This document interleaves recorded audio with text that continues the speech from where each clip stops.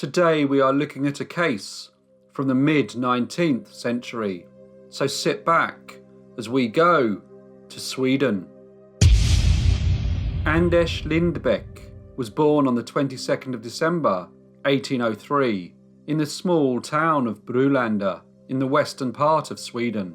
His father, named Sven, was a poor farmer, and his mother, named Lisa, mainly stayed at home and looked after the house and the children.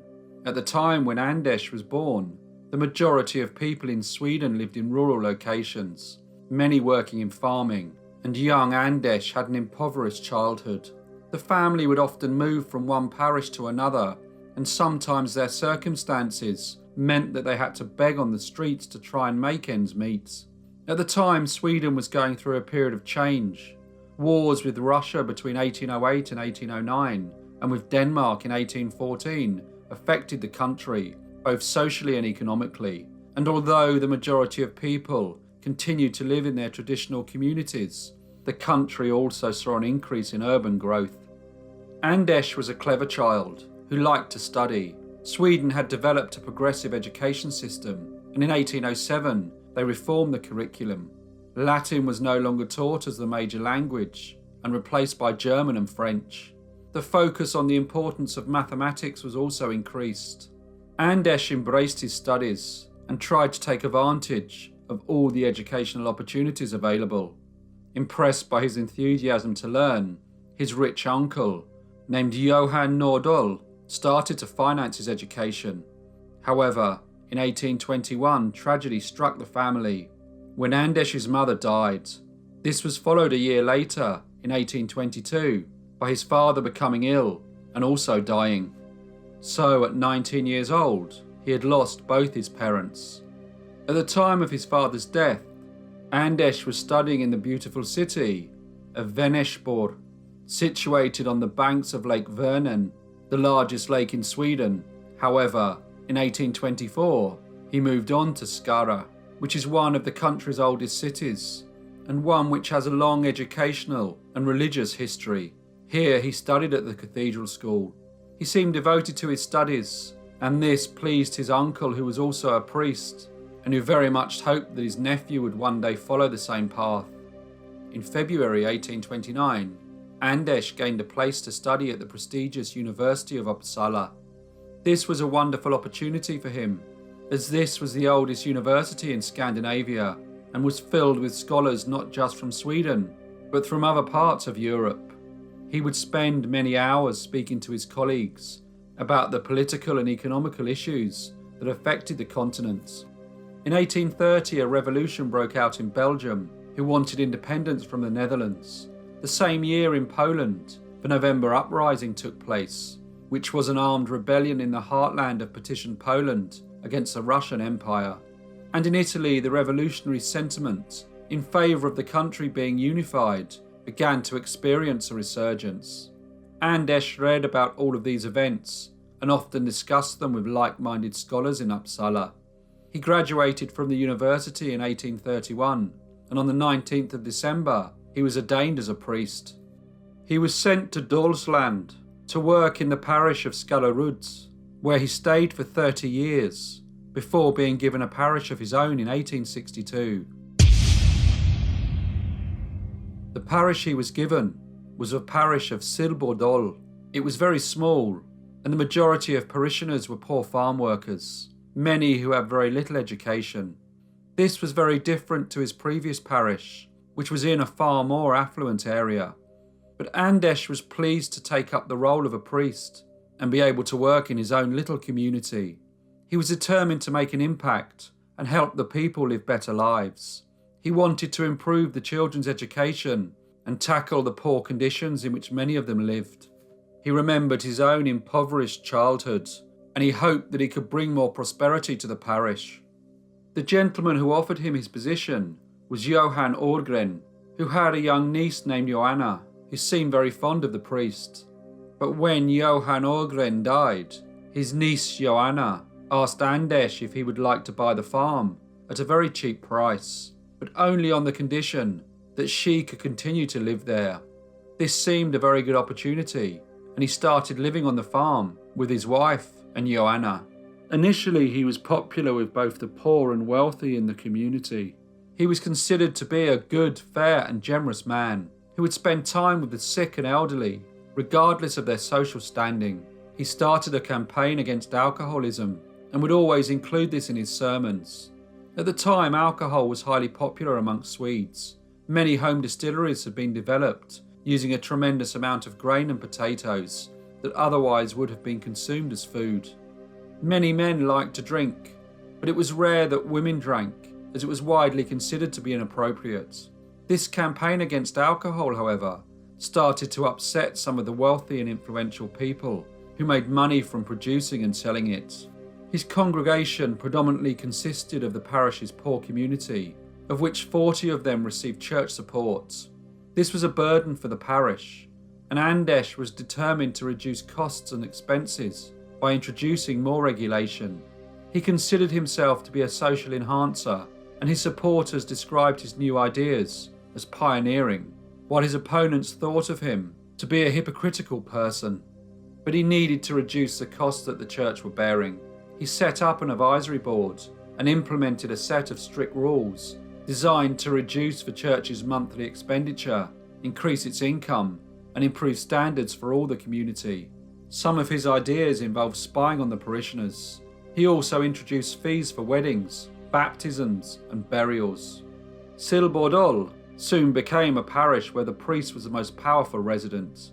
He implemented his far stricter criteria on who could receive financial support from the church and became increasingly more authoritarian. When some of the church council did not agree with what he was doing, he made himself solely responsible for making all the important decisions. His crusade to reduce the church costs, end poverty, and increase the education standards in his community became an obsession. The one thing that was difficult to resolve was how to reduce the people who were very poor or ill, who could not survive without the church support. Stricter eligibility criteria had helped, but these costs needed to be reduced further. But Anders was determined to make his parish a success. He devised a plan, which he put into action towards the end of 1864. He had always made home visits to the poor and the sick people in the community to bless them and give them communion. It was one of the duties of the local priest, and one which he had always undertaken. But suddenly, the people he visited started to become even more ill after his visits.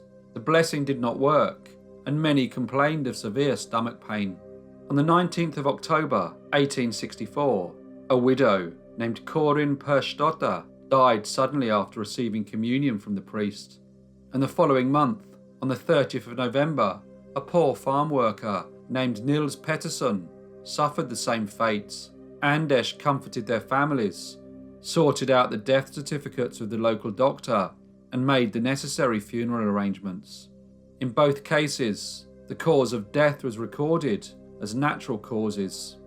Other poor and sick parishioners also became ill, including Corin Persdotter's son named Daniel, who had been poorly on 5 different occasions, but each time he recovered. At first, no one thought it strange that 2 people had died after a short period of illness, following a visit from the priest. But if anyone did suspect that something strange was going on, they did not say anything. Anders was a well-respected man, and the person with the most authority in the parish. He had a childhood friend named Anders Lucien. In the past, they had lived in the same rectory, and his friend had paid a full year's rent in advance. He worked as a trader and was rich. He was planning to retire, and his friend, Anders Lindbäck, had suggested that the beautiful surroundings of Silbordol would be a great place to retire to. The stresses of his work had meant that his friend had previously suffered from illness, but he had recovered and seemed in good health.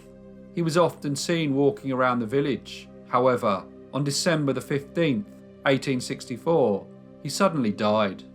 It was reported that he was taken ill after eating a bowl of porridge, and then suffered a stroke. His death certificate was signed by the provincial doctor, and a stroke recorded as the cause of death. Anders arranged the funeral, and was noted to be in somewhat of a hurry to bury his friend. Only a few hours after he died, a church attendant was ordered to make the arrangements for the grave. At the start of 1865, rumours surfaced that the priest, Anders Lindbäck, and his friend, Anders Lufien, were involved in a monetary dispute. The sum mentioned was 10,000 riksdollar, a very large sum for the period. At the same time, Lufien's family had started to feel uneasy about his passing. His brother questioned why such a sudden death had not been investigated. He asked the governor to open the grave and order that an autopsy be performed to ascertain the cause of death. The governor consulted the priest, Anders Lindbäck, who said that he thought it would be a good idea that the death was properly investigated. When the autopsy was complete, the pathologist confirmed that large amounts of arsenic were found in the deceased's body and the cause of death was poisoning. The governor then ordered that the graves of Corinne Persdotter and Niels Pedersen be exhumed and autopsies performed. The results were the same. Both bodies contained large amounts of arsenic and the cause of death was poisoning. The priest, Anders Lindbäck, was arrested. His trial took place at the district courthouse in Långelanda and began on the 11th of June. All the evidence pointed to the priest poisoning his parishioners by putting arsenic in the communal wine in order to ease the burden on the church, who were paying support payments to members of his congregation. Many witnesses were called, including Corinne Persdotter's son Daniel, who informed the court that he became ill every time the priest visited his house and offered him communion. He said that he did not like the taste of wine, so barely took any. It was thought that this was why he had only become ill and did not die from the poison. The case had much notoriety in Sweden and was reported in all the newspapers. They dubbed Anders Lindbäck the poison priest. On the 15th of June, in court, Anders made a long speech confessing to poisoning the communal wine while offering communion in the homes of his victims. But he told the judge that these were mercy killings, as the victims were sick and destitute. He failed to mention that his friend who had died had been a wealthy merchant. The judge, however, was unmoved by his eloquent speech and sentenced Anders Lindbäck to death by beheading. As news of the sentence was reported, people would talk about how the priest committed his crimes to reduce the burden on the parish. In life, he had considered himself a social enhancer, but in death, he would be remembered as a murderer. Before his punishment could be carried out, Anders Lindbäck hanged himself in the prison in Karlstad on the 20th of November, 1865. After his death, a rumour started to circulate that he had not died and instead had staged his own death and fled to America, joining the hundreds of thousands of Swedes who are already living there. There is, however, no substantiating evidence to support this. Hello everyone, and thank you so much for listening. As usual, please leave any comments or feedback you may have, and I will see you in the next brief case.